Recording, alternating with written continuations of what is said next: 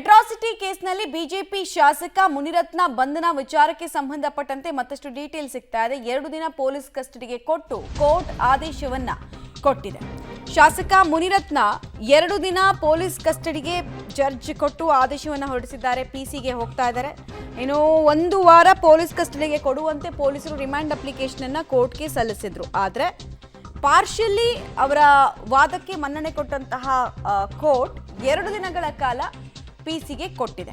ವಿಚಾರಣೆ ನಡೆಸಿ 2 ದಿನಗಳ ಕಾಲ ಪೊಲೀಸ್ ಕಸ್ಟಡಿಗೆ ಕೊಟ್ಟು ಆದೇಶವನ್ನು ಕೊಡಲಾಗ್ತಾ ಇದೆ. 2 ದಿನ ಪೊಲೀಸ್ ಕಸ್ಟಡಿಗೆ ನ್ಯಾಯಮೂರ್ತಿ ಸಂತೋಷ್ ಗಜಾನನ ಭಟ್ ಅವರು ಕೊಟ್ಟು ಆದೇಶವನ್ನು ಹೊರಡಿಸಿದ್ದಾರೆ. ಹೀಗಾಗಿ ಸಂಕಷ್ಟ ಮತ್ತಷ್ಟು ಜಾಸ್ತಿ ಆಗ್ತಾ ಇದೆ. ಇನ್ಫ್ಯಾಕ್ಟ್ ಈ ಕಸ ತ್ಯಾಜ್ಯ ವಿಲೇವಾರಿ ವಿಚಾರಕ್ಕೆ ಸಂಬಂಧಪಟ್ಟಂತೆ ಲಂಚಕ್ಕೆ ಬೇಡಿಕೆ ಇಟ್ಟರು ಅನ್ನುವಂತಹ ಒಂದು ಅಶ್ಲೀಲ ಆಡಿಯೋ ಅವರಿಗೆ ಸಂಬಂಧಪಟ್ಟಿದ್ದು ಅನ್ನೋದು ಯಾವಾಗ ವೈರಲ್ ಆಯಿತು, ಆಗ ಅವರ ವಿರುದ್ಧ ಸಾಕಷ್ಟು ಆಕ್ರೋಶವನ್ನು ಆಡಳಿತ ಪಕ್ಷದ ನಾಯಕರು ಮಾಡ್ತಾ ಇದ್ರು. ಈ ಬೆನ್ನಲ್ಲೇ ಅವರನ್ನ ಅರೆಸ್ಟ್ ಮಾಡೋ ಕೆಲಸ ಕೂಡ ಆಗಿದೆ. ಆಂಧ್ರಕ್ಕೆ ತೆರಳುತ್ತಾ ಇದ್ದಾಗ ಕೋಲಾರದಲ್ಲಿ ಅವರನ್ನ ನಿನ್ನೆ ಸಂಜೆ ಅರೆಸ್ಟ್ ಮಾಡಲಾಯಿತು. ಬೆಂಗಳೂರು ಬಿಜೆಪಿ ಶಾಸಕನ ಸೆರೆ ಆಯಿತು. ಪ್ರಮುಖವಾಗಿ ಕಸ ಗುತ್ತಿಗೆದಾರ ಹಾಗೂ ಪಾಲಿಕೆ ಮಾಜಿ ಕಾರ್ಪೊರೇಟರ್ ಕೊಟ್ಟಂತಹ ದೂರಿನ ಅನ್ವಯ ಇದಾಗಿದೆ. ಹಾಗೂ ಒಂದು ಕಡೆಗೆ ಬಿಜೆಪಿ ವಿರುದ್ಧ ಕೂಡ ಮುಗಿ ಬೀಳ್ತಾ ಇದ್ದಾರೆ. ಇದನ್ನೇ ದೊಡ್ಡ ಅಸ್ತ್ರವಾಗಿ ತೆಗೆದುಕೊಳ್ತಾ ಇದೆ ಕಾಂಗ್ರೆಸ್ ನಾಯಕರ ತಂಡ. ಹೀಗಾಗಿ ಯಾವ ರೀತಿಯಾದಂತಹ ರಾಜಕೀಯ ತಿರುವು ಪಡ್ಕೊಳ್ಳುತ್ತೆ ಅನ್ನೋದನ್ನು ನಾವು ನೋಡಬೇಕು. ಇನ್ನೊಂದು ಕಡೆಗೆ ಮುನಿರತ್ನ ಅವರು ಯಾವಾಗ ಈ ಆಡಿಯೋ ವೈರಲ್ ಆಯಿತು, ತುಂಬ ಅಶ್ಲೀಲ ಕೆಟ್ಟ ಕೊಳಕು ವಿಚಾರಗಳೆಲ್ಲ ಗೊತ್ತಾಯಿತು. ಅದಾದ ನಂತರ ರಾಜಕೀಯ ಪಿತೂರಿ ಅಂತೆಲ್ಲ ಸ್ಪಷ್ಟನೆಯನ್ನು ಕೊಟ್ಟರು ಮುನಿರತ್ನ ಅವರು. ಇಷ್ಟಾದರೂ ಕೂಡ ಶಾಸಕರ ಬಂಧನ ಆಗಿರೋದು ಬಿಜೆಪಿ ಪಾಳ್ಯಕ್ಕೂ ತೀರಾ ಮುಜುಗರವನ್ನು ತರ್ತಾ ಇದೆ. ನೋಡೋಣ, ಈ ಪ್ರಕರಣದಲ್ಲಿ ನಿಜವಾಗ್ಲೂ ವೈರಲ್ ಆಗ್ತಾ ಇರುವಂತಹ ಆಡಿಯೋ ಅವ್ರದ್ದೇನಾ? ಅಥೆಂಟಿಸಿಟಿ ಕೂಡ ತುಂಬ ಇಂಪಾರ್ಟೆಂಟ್ ಆಗುತ್ತೆ. ಬಿಕಾಸ್ ಇದು ಸೋಷಿಯಲ್ ಮೀಡಿಯಾ ಯುಗ. AI ತಂತ್ರಜ್ಞಾನವನ್ನು ಬಳಸಿ ಯಾರ ವಾಯ್ಸ್ ಕೂಡ ಡಬ್ ಮಾಡ್ಬೋದು. ಇನ್ನೊಂದು ಕಡೆಗೆ ಯಾವಾಗ ಶಾಸಕರ ಬಂಧನ ಆಯಿತು ಅನ್ನೋದು ಗೊತ್ತಾಯಿತು, ಸ್ಟೇಷನ್ ಮುಂದೆ ಜಮಾಯಿಸಿದಂತಹ ಬಿಜೆಪಿ, ಅದರಲ್ಲೂ ಮುನಿರತ್ನ ಬೆಂಬಲಿಗರು ತಮ್ಮ ನಾಯಕನ ವಿರುದ್ಧ ಈ ರೀತಿ ಆರೋಪ ಕೇಳಿಬಂದಿರೋದು ರಾಜಕೀಯ ಪಿತೂರಿ ಅಂತ ಹೇಳಿ ಪ್ರತಿಭಟನೆಯನ್ನು ಕೂಡ ನಡೆಸಿದ್ರು. ಇದು ದೊಡ್ಡ ಹೈ ಡ್ರಾಮಕ್ಕೂ ಕೂಡ ಕಾರಣ ಆಯಿತು. ಜಾತಿ ನಿಂದನೆ ಪ್ರಕರಣ ಇದು ಸಾಮಾನ್ಯವಾಗಿ ತುಂಬ ಸ್ಟ್ರಿಕ್ಟ್ ಆಗಿರುವಂತಹ ಸೆಕ್ಷನ್ಸ್ ಇರುವಂತಹ ಕೇಸು. ಅಟ್ರಾಸಿಟಿ ಕೇಸ್ ದಾಖಲಾಯಿತು ಅಂತ ಹೇಳಿದ್ರೆ ಅದು ನಾನ್ ಬೇಲಬಲ್ಲು. ಫಸ್ಟು ಅವರನ್ನು ಡೈರೆಕ್ಟ್ ಅರೆಸ್ಟ್ ಮಾಡಬೇಕಾಗತ್ತೆ ಮತ್ತು ಯಾವುದೇ ಆರೋಪಿಯನ್ನು ನಿಮಗೆ ಗೊತ್ತಿರೋ ಹಾಗೆ ಅರೆಸ್ಟ್ ಮಾಡಿದ 24 ಗಂಟೆ ಒಳಗೆ ಜಡ್ಜ್ ಮುಂದೆ ಹಾಜರುಪಡಿಸಬೇಕಾಗತ್ತೆ. ಅಂತೆಯೇ ಶಾಸಕ ಮುನಿರತ್ನರನ್ನು ಕೋರ್ಟ್ ಮುಂದೆ ಹಾಜರುಪಡಿಸಲಾಯಿತು. ಈಗ ಅದು ನಿನ್ನೆ ಅವ್ರದ್ದು ಅಂತ ಹೇಳುವಂತಹದ್ದು ಒಂದು ಆಡಿಯೋ ಬಂದಿದೆ. ಅದರದ್ದು ಫೊರೆನ್ಸಿಕ್ ಟೆಸ್ಟ್ ಆಗಬೇಕು. ಅದೆಲ್ಲ ಆಗೋಕ್ಕಿಂತ ಮೊದಲು ತರಾತುರಿಯಲ್ಲಿ ಬಂಧಿಸಿದ್ದು ಸರಿಯಲ್ಲ.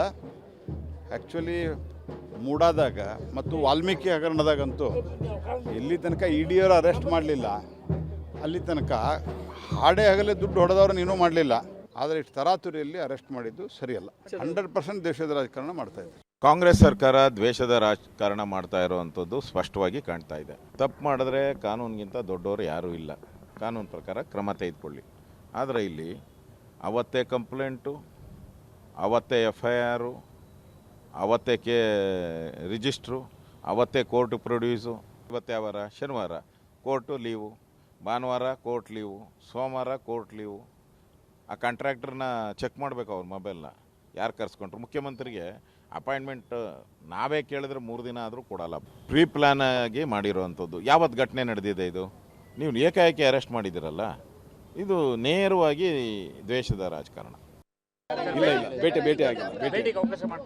ಇಲ್ಲ ಅವರೆಲ್ಲ ಏನೋ ಗೊತ್ತಲ್ಲ, ರಾಜಕೀಯಗಳೆಲ್ಲ ಭೇಟಿಗೆ ಎಲ್ಲ ಕೊಡಲ್ಲ, ವಕೀಲರಿಗೂ ಅವಕಾಶ ಕೊಡಲ್ಲ ಅನ್ನೋ ಮಟ್ಟಕ್ಕೆ ಬಂದಿದ್ದು. ಎಲ್ಲ ಮುಂದೆ ಏನಿರುತ್ತೆ ನೋಡ್ತಾ ಇದ್ದೀವಿ. ಏನೋ ಬೇಡದೇ ಇರೋ ಕೇಸ್ಗಳೆಲ್ಲ ಹಾಕಿದ್ದಾರೆ. ಯಾವಾಗ ಮೇಲ್ ಕಂಪ್ಲೇಂಟ್ ಆಗಿರೋದನ್ನ ಕಂಪ್ಲೇಂಟ್ ಅಲ್ಲ, ಇನ್ಸಿಡೆಂಟ್ ಆಗಿದೆ ಅಂತ ಕಂಪ್ಲೇಂಟ್ ತೊಗೊಳಕ್ಕೆ ಬರಲ್ಲ. ರಾಜಕೀಯ ಪ್ರೇರಿತ ಏನು ಮಾಡೋಕ್ಕಾಗಲ್ಲ. ಅಷ್ಟೇ ಮುಂದಿನ ಕಾನೂನು ನಡೆಯಿರುತ್ತೆ ಅಷ್ಟೇ, ಇನ್ನೇನು. ಸೊ ಬಿಜೆಪಿ ಶಾಸಕ ಮುನಿರತ್ನ ಬಂಧನ ಆದ ಬಳಿಕ ರಾಜಕೀಯ ನಾಯಕರ ರಿಯಾಕ್ಷನ್ ಅನ್ನು ಗಮನಿಸ್ತಾ ಇದ್ದೀರಾ. ಒಂದು ಕಡೆಗೆ ನಾನು ಆಗಲೇ ಹೇಳ್ತಾ ಇದ್ದೆ, ಅಟ್ರಾಸಿಟಿ ಕೇಸ್ ಅಂತ ಹೇಳಿದ್ರೆ ಅದು ನಾನ್ ಬೇಲೆಬಲ್ ಸೆಕ್ಷನ್ಸ್ ಇಂದ ಕೂಡಿರುತ್ತೆ. ಸೊ ಯಾರ ಮೇಲೆ ಅಟ್ರಾಸಿಟಿ ಕೇಸ್ ದಾಖಲಾದರೂ ಕೂಡ ಮೊದಲನೇದಾಗಿ ಪ್ರೈಮಾ ಫೇಸಿಯಲ್ಲಿ ಅವರ ವಿರುದ್ಧ ಇರುವಂತಹ ಸಾಕ್ಷಿಗಳು ಪೊಲೀಸರಿಗೆ ಕನ್ವಿನ್ಸಿಂಗ್ ಅಂತ ಅನಿಸಿದ್ರೆ ಡೈರೆಕ್ಟ್ ಆಗಿ ಅವ್ರನ್ನ ಅರೆಸ್ಟ್ ಮಾಡ್ಬೋದು. ಸೊ ಇಲ್ಲೂ ಕೂಡ ಆಗಿರುತ್ತದೆ 2 ದಿನಗಳ ಕಾಲ ಪೊಲೀಸ್ ಕಸ್ಟಡಿಯಲ್ಲಿ ವಿಚಾರಣೆ ಈ ಪ್ರಕರಣಕ್ಕೆ ಸಂಬಂಧಪಟ್ಟಂತೆ ಹೆಂಗೆ ನಡೆಯುತ್ತೆ ಅನ್ನೋದು ಕುತೂಹಲ. ಇನ್ನೊಂದು ಕಡೆಗೆ ಬಿಜೆಪಿಗರು ಕೂಡ ನೋಟಿಸ್ ಅನ್ನು ಕೊಟ್ಟಿದ್ದಾರಂತೆ. ಅವರ ಪಕ್ಷದ ವರ್ಚಸ್ಸಿಗೆ ಧಕ್ಕೆ ಆಗಿದೆ, ಈ ಆಡಿಯೋಗೆ ಸಂಬಂಧಪಟ್ಟಂತೆ ನಿಮ್ಮ ಸ್ಪಷ್ಟೀಕರಣ ಪ್ರಕರಣ ಏನು ಅಂತ ನೋಟಿಸ್ ಕೊಡೋ ಕೆಲಸವನ್ನು ಬಿಜೆಪಿ ನಾಯಕರು ಮಾಡಿದ್ದಾರೆ.